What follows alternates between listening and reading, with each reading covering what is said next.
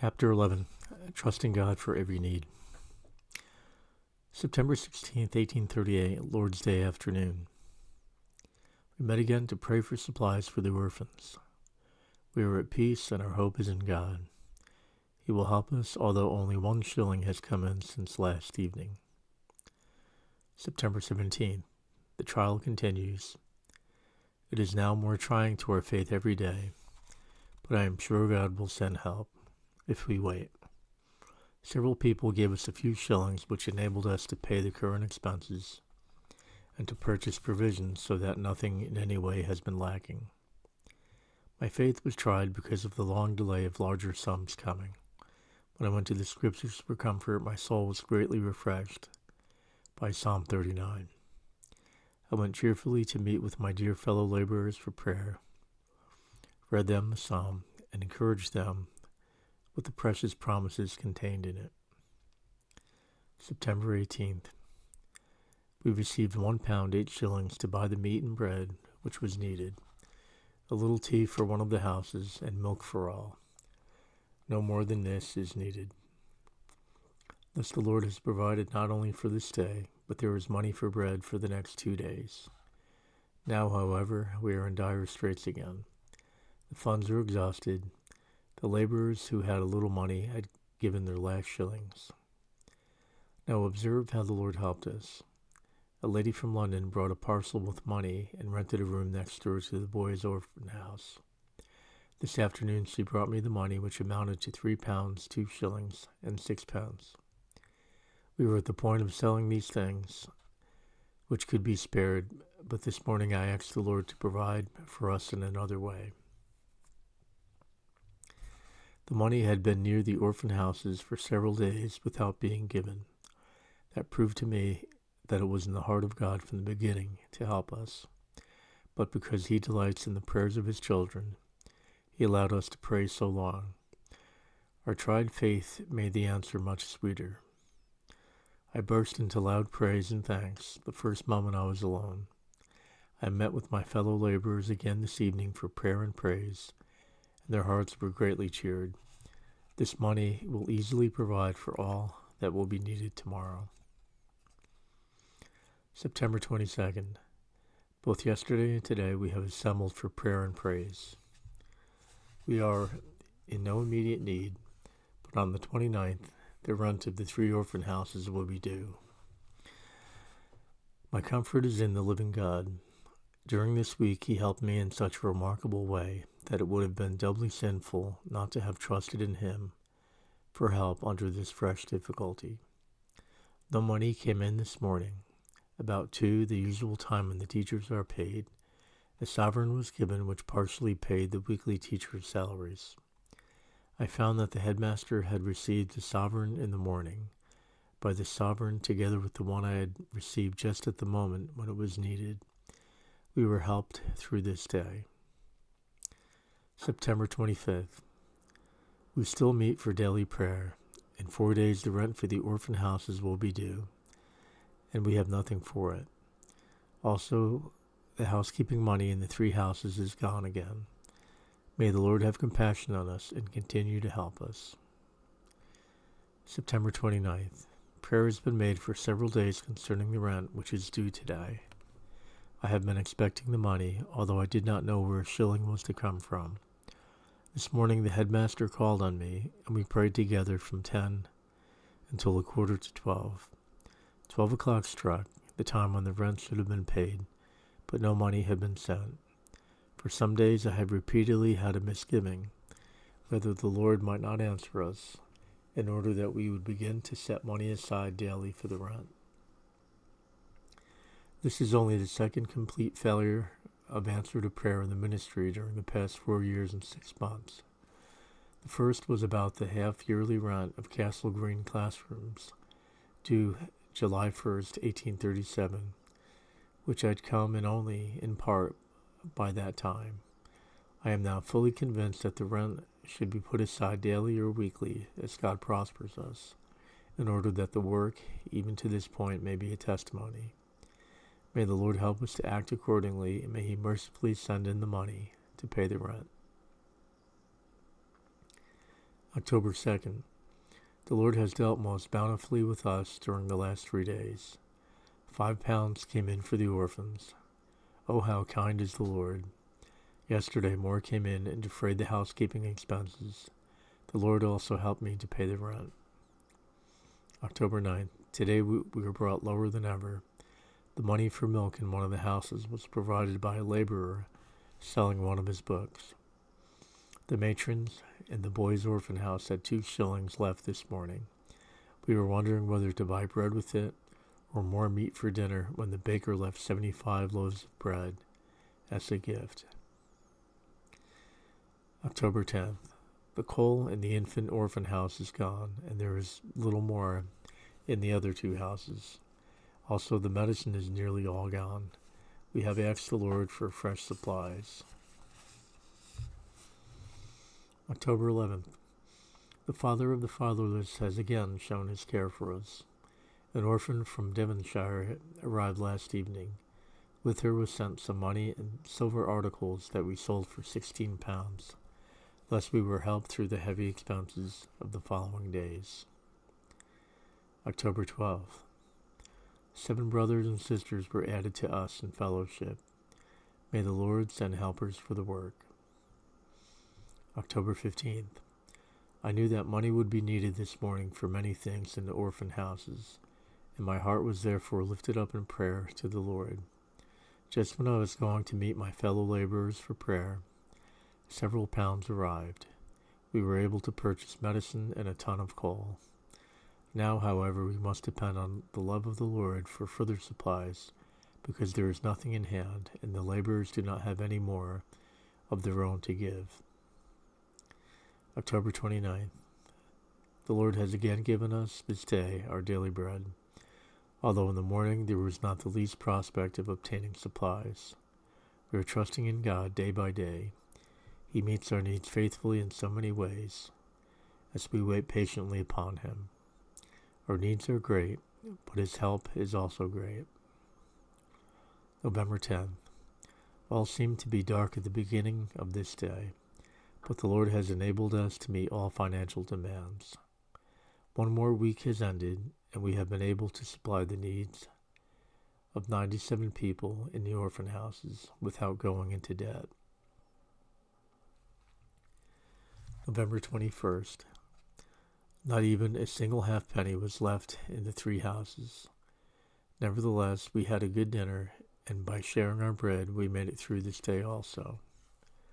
When I left the brothers and sisters after prayer, I told them we must wait for help and see how the Lord would deliver us this time. I was sure of help, but we were indeed in another serious situation. When I left the meeting, I felt that I needed more exercise, so I walked home a longer way. About 20 yards from my house, I met a brother who walked back with me. After a little conversation, he gave me £10 to provide the poor saints with coal, blankets, and warm clothing. He also gave £5 for the orphans and £5 for the other needs of the Scriptural Knowledge Institution. The brother had come to see me twice while I was away at the orphan house. Had I been 1/2 minute later, I would have missed him, but the Lord knew our need and therefore allowed me to meet him. November 24th. This has been a very remarkable day. We had little money in hand this morning, and several pounds were needed. But God, who is rich in mercy, and whose word positively declares that none who trust in Him will be disappointed, has helped us through this day also. While I was in prayer about the funds, I was informed that a gentleman had called to see me. He informed me that a lady ordered 3 sacks of potatoes to be sent to the orphan houses. They could not have come at a better time. This was an encouragement to me to continue to expect help. November 28th. This is perhaps the most remarkable day as yet. When I was in prayer this morning, I firmly believed that the Lord would send help, although all seemed dark to natural appearances. At 12 o'clock, I met as usual with the brothers and sisters for prayer. Only 1 shilling had come in, and all but 2 pence had already been spent.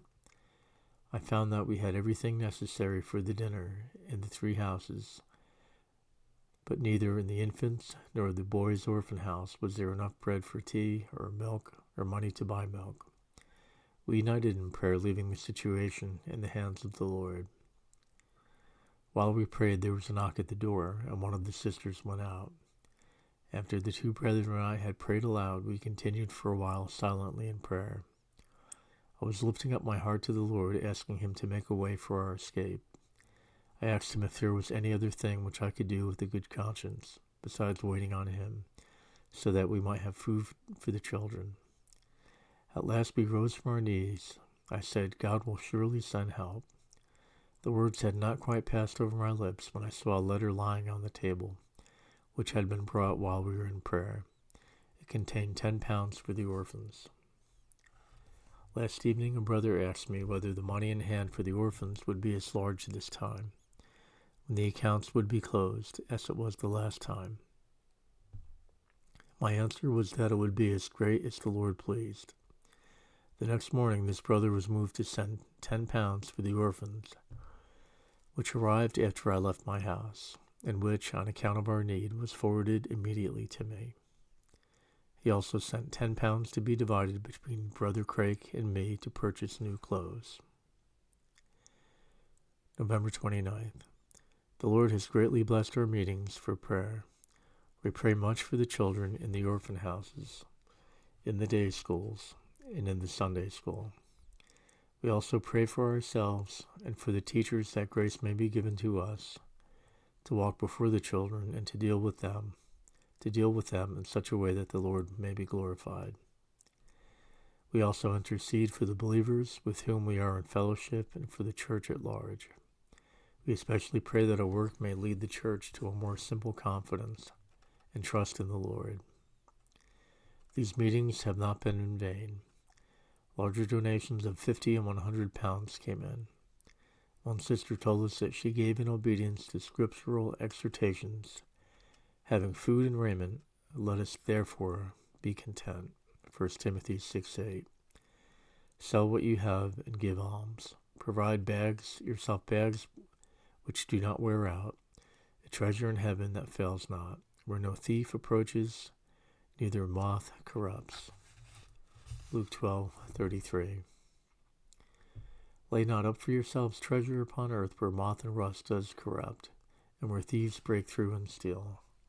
But lay up for yourselves treasures in heaven, where neither moth nor rust does corrupt, and where thieves do not break through or steal. Matthew 6:19 and 20. 50 pounds have been given for the school, Bible, and missionary fund. We would not order more Bibles until we had the means to pay for them. We've repeatedly prayed concerning this need for Bibles. We also asked God to supply us abundantly, if it was His will, that at public meetings we should be able to speak again of God's gracious provision. Otherwise, it might appear that we had scheduled the meeting for the sake of telling people about our poverty, and thus induce them to give. December 11th, 12th, and 13th. On the evenings of these last 3 days, we held public meetings. I gave an account of the Lord's dealing with us in the orphan houses and the Scriptural Knowledge Institution. Because the work, particularly that of the orphan houses, was begun for the benefit of the church at large, we believe that from time to time it should be publicly stated how the Lord has dealt with us. On December 9th, the 3rd year was completed since the beginning of the orphan ministry. Therefore, this seems to be a suitable time for having these meetings. Presently, a Sunday school is supported by the Scriptural Knowledge Institution, which teaches 463 children. This part of the work calls for a particular thanksgiving. During these last 18 months, the number of the children is nearly 3 times as great as it used to be. 5 of the scholars have been converted within the last 2 years and are now in fellowship with the church. 3 of them are now teachers at the school. Over 120 adults have been instructed and 12 have been taught to read.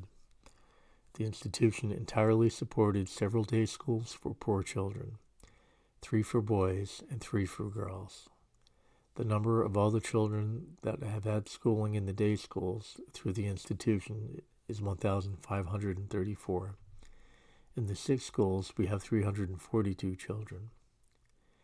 During the last 2 years, we circulated 1,884 copies of the Scriptures in connection with the institution, and since the beginning of the work, 5,078 copies. Missionary work has been supported also.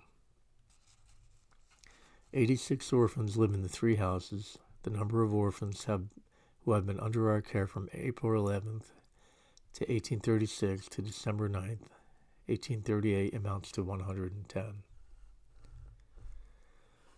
December 16th.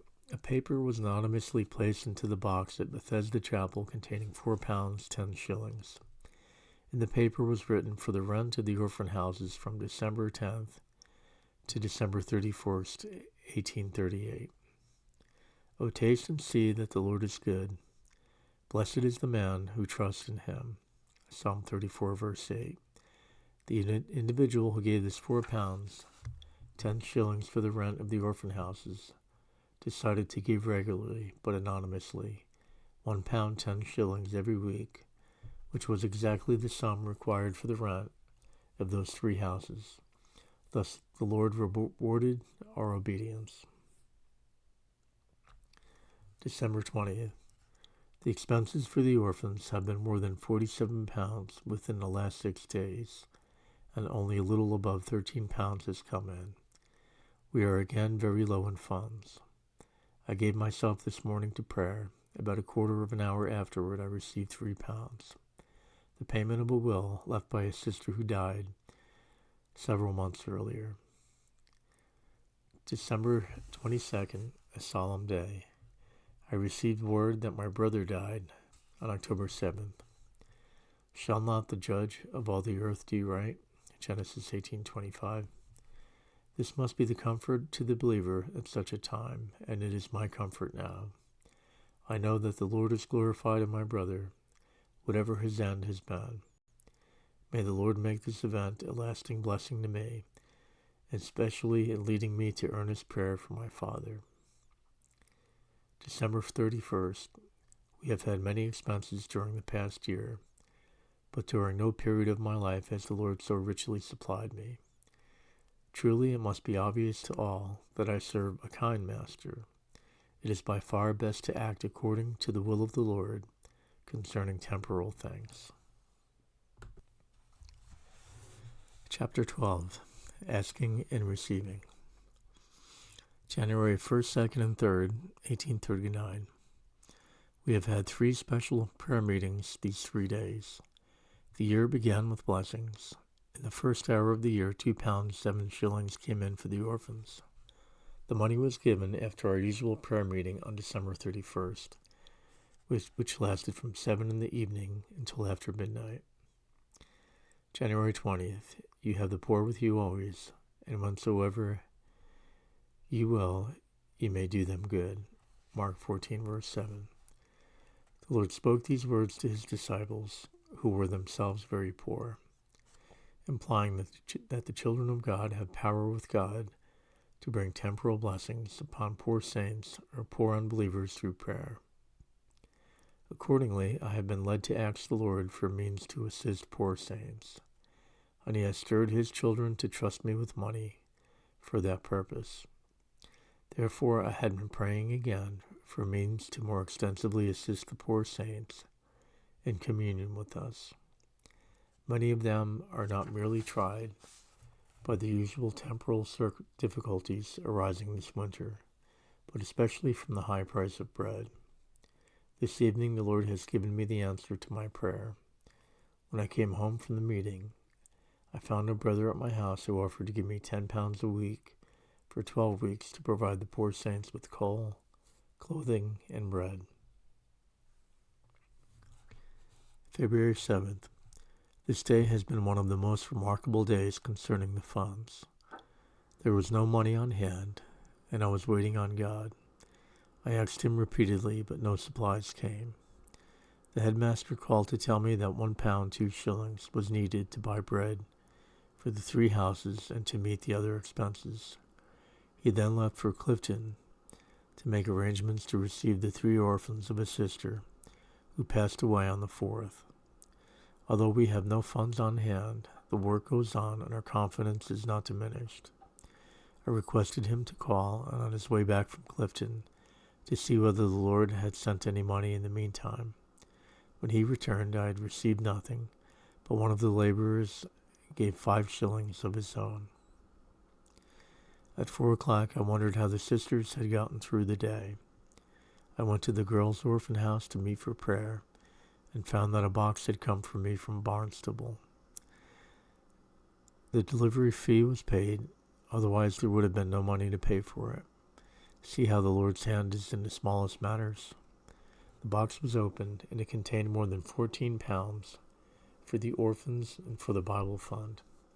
Besides this, there were 4 yards of cloth, 3 pairs of new shoes, 2 pairs of new socks, 6 books for sale, a gold pencil case, 2 gold rings, 2 gold earrings, a necklace, and a silver pencil case. March 5th. Several pounds were needed again. Besides the daily provisions, the coal was low, and medical supplies in 2 houses were exhausted, and there were only 5 shillings in hand. While I was in prayer this morning, I received a check for £7, 10 shillings. March 23rd. By means of several donations, I am able both to meet the remaining expenses of this week and also to pay £15, which still remains due for the salaries. My fellow laborers never ask me for anything and are willing to part with money or anything else in the hour of need. Nevertheless, I ask the Lord about this frequently, and he has now granted my request. April 13th. I conversed with another of the orphans who has walked consistently with the Lord for many months. Tomorrow she will be united with the saints in communion. April 14th. A poor brother with a large family and small wages saved the money given to him by his boss for beer. This brother, who was converted about 5 years ago, used to be a notorious drunkard. When the money accumulated to £1, he donated it to the orphans. July 15th. £2, 7 shillings was needed for the orphans, and we had nothing. I had no idea how to obtain the means for dinner and for our other needs. My heart was perfectly at peace and sure of help. That afternoon I received a letter from India, written in May, with £50 for the orphans. I had said last Saturday that we could use £50 because the salaries of all my fellow laborers are due. Medical supplies are gone. Provisions are exhausted. Articles of clothing are needed. And wool yarn is needed for the boys to go on with their knitting. August 22nd. In my morning walk, when I was reminding the Lord of our need, I felt assured that he would send help this day. My assurance sprang from our need, for there seemed no way to get through the day without help being sent. After breakfast, I considered what might be sold for money for the dear children, but all seemed not nearly enough to meet the requirements of the day. In our deep poverty, after I had gathered together a few things for sale, a sister who earns her living by the labor of her hands brought £82. The sister was convinced that believers in our Lord Jesus should act out his commandments. Sell all that you have and give alms. Lay not up for yourselves treasures upon earth. Accordingly, she drew her money out of the bank in stocks, £250, and brought it to me at 3 different times for the benefit of the orphans, the Bible, the missionary and school funds, and the poor saints. About 2 months ago, she brought me £100 more after she had sold some other possessions. The £82 she brought today is from the sale of her last earthly possessions. She never expressed the least regret for the steps she took, but went on quietly laboring with her hands to earn her daily living. September 4th. I have been led to pray whether it is the Lord's will that I leave Bristol for a season. For the last 2 weeks I had suffered from severe indigestion, and my whole system is weakened. 2 hindrances stand in the way: lack of money for the orphans and for my own personal expenses.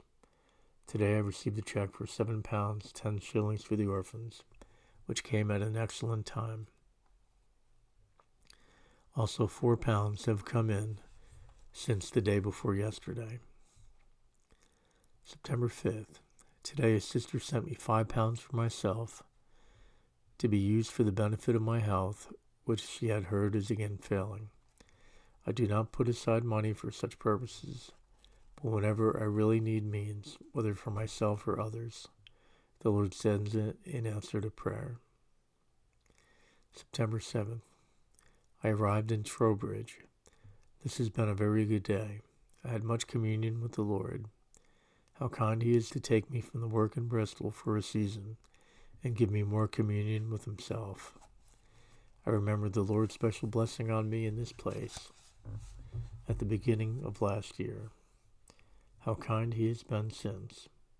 I prayed much for myself, for the church at large, and for the saints here and in Bristol, for my unconverted relatives, for my dear wife, and that the Lord would supply my own temporal necessities and those of the orphans. I know that He has heard me. I am surrounded with kind friends, and I feel quite at home. My room is far better than I need, but an easy chair to kneel before in prayer would add to my comfort, since my body is so weak. In the afternoon, without me making a hint about it, I found that someone had placed an easy chair in my room. I was amazed by the special kindness of my Heavenly Father. He is mindful of the smallest wants and comforts of His child. September 9th.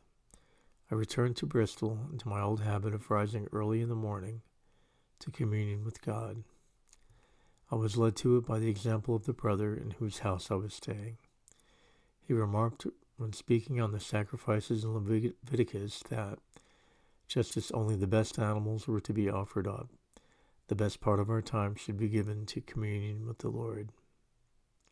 I had been an early riser in the past, but since my nerves became so weak, I thought it best for me to have more rest. For this reason I rose between 6 and 7, and sometimes after 7.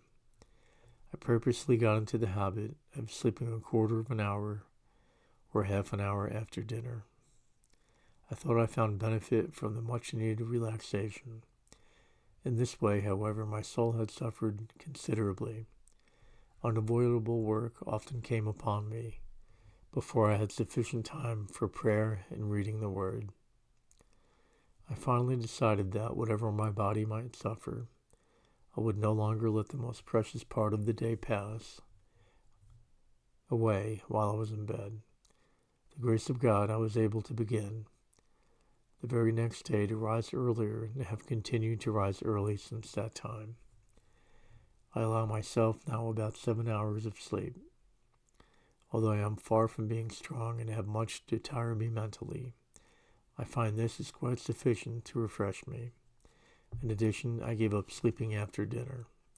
The result has been that I can have long and precious times for prayer and meditation before breakfast. Concerning my body and the state of my nerves, I have been much better since. The worst thing I could have done for my weak nerves was to have lain an hour or more in bed than I used to before my illness, because it actually weakened my body. I want to encourage all believers to get into the habit of rising early to meet with God. How much time should be allowed for rest?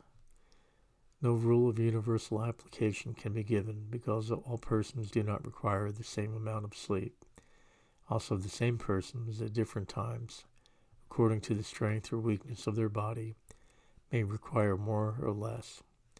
Most doctors agree that healthy men do not require more than between 6 or 7 hours of sleep, and females need no more than 7 or 8 hours. Children of God should be careful not to allow themselves too little sleep, since few men can do with less than 6 hours of sleep and still be well in body and mind. As a young man, before I went to the university, I went to bed regularly at 10 and rose at 4, studied hard, and was in good health. Since I have allowed myself only about 7 hours, I have been much better in body and in nerves than when I spent 8 or 8.5 hours in bed. Someone may ask, but why should I rise early? To remain too long in bed is a waste of time. Waste of time is unbecoming a saint who is brought by the precious blood of Jesus. His time and all he has is to be used for the Lord. If we sleep more than is necessary for the refreshment of the body, it is wasting the time the Lord has entrusted us to be used for his glory, for our own benefit, and for the benefit of the saints and unbelievers around us. Just as too much food injures the body, the same is true regarding sleep. Medical persons would readily agree that lying longer in bed than is necessary to strengthen the body actually weakens it. It also injures the soul. Lying too long in bed not merely keeps us from giving the most precious part of the day to prayer and meditation, but this sloth leads also to many other evils. Anyone who spends 1, 2, or 3 hours in prayer and meditation before breakfast will soon discover the beneficial effect early rising has on the outward and inward man. It may be said, but how shall I set about rising early? My advice is, do not delay. Begin tomorrow. Do not depend on your own strength. You may have begun to rise early in the past, but have given it up. If you depend on your own strength in this matter, it will come to nothing. In every good work, we must depend on the Lord. If anyone rises so that he may give the time which he takes from sleep to prayer and meditation, let him be sure that Satan will try to put obstacles in the way. Trust in the Lord for help. You will honor him if you expect help from him in this matter. Pray for help. Expect help and you will have it. In addition to this, go to bed early. If you stay up late, you cannot rise early. Let no pressure of engagements keep you from habitually early to bed. If you fail on this, you neither can nor should get up early because your body requires rest. Rise at once when you are awake. Remain not a minute longer in bed, or else you are likely to fall asleep again. Do not be discouraged by feeling drowsy and tired from early rising. This will soon wear off. After a few days you will feel stronger and fresher than when you used to lie an hour or two longer than you needed. Always allow yourself the same hours for sleep. Make no change except on account of sickness. On December 10th, 11th, and 12th, we had public meetings at which the account of the Lord's dealings with us in the orphan houses and scriptural knowledge institution was given. It is now 5 years and 9 months since the scriptural knowledge institution has been in operation. We have been able to continue to provide for all the necessary expenses connected with the 6-day schools. The number of children in them is 286. The number of all the children that have had schooling in the day schools amounts to 1,795. There are 226 children in the Sunday school. 14 are being taught to read in the adult school, and there have been about 130 adults instructed in that school since the formation of the institution. We have circulated during the last year 514 copies of the scriptures and 5,592 since March 5th, 1834. Missionary work has also been supportive. There are now 96 orphans in the 3 houses. The number of all the orphans who have been under our care from April 11th, 1836 to December 9th, 1839 amounts to 126. Everything has been given to us entirely as a result of prayer to God.